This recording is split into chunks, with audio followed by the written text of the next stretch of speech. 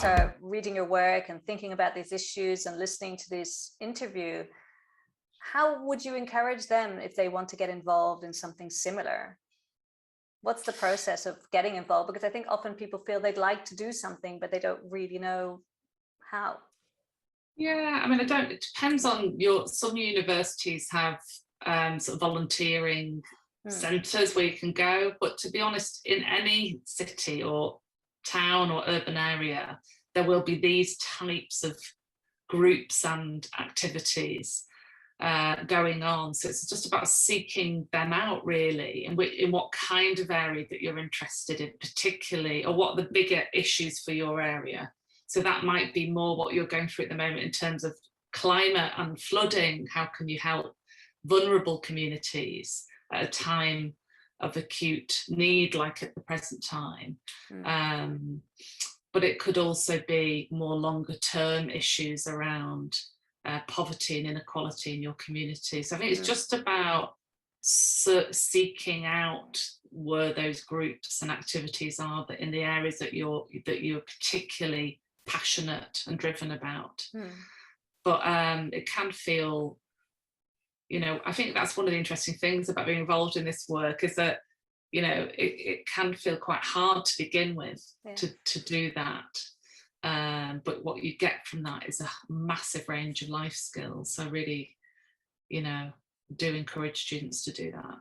Absolutely. And I think we're going to take this conversation into our tutorial discussions, and I'm sure there's lots of people who are involved in all kinds of things. It's been, as you say, it's been great to see the number of people who've stepped up to help people in flood affected communities, and other issues. For example, one of the examples that I gave in the lecture is around the tent city that was established in 2017 in the centre of Sydney, and many people went there. It was a homeless protest. Many people went there to volunteer, cooking and so on. It was there was a lot of local participation.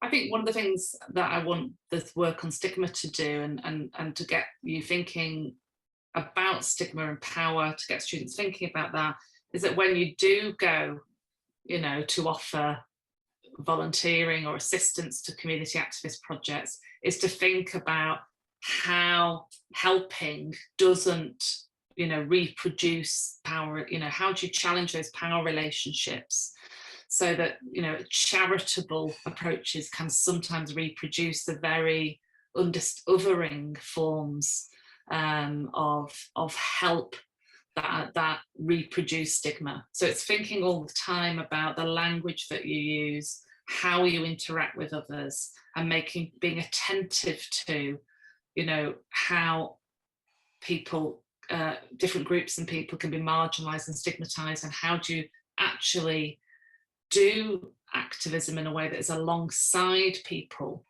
in a way that doesn't reproduce the stigma. So that's one of the challenges. Now, it isn't, we're all fallible and make mistakes, but it's being attentive to that, and it's talking to people about how they want to be described, for example, or how they want to, what do they actually need, rather than assuming what it is that you think somebody needs, for example. Brilliant. And that's a great place to end, because it'll merge really well into next week's conversation with our guest lecturer, Kristen O'Connell from the Anti-Poverty Centre, who will also talk about the double-edged sword of charity, I think, among other things. So thank you so much for your time today. It's been really an honor to speak to you, and hope to see you soon. It's an honour to speak to all of you across the ocean, and good luck with the rest of your studies.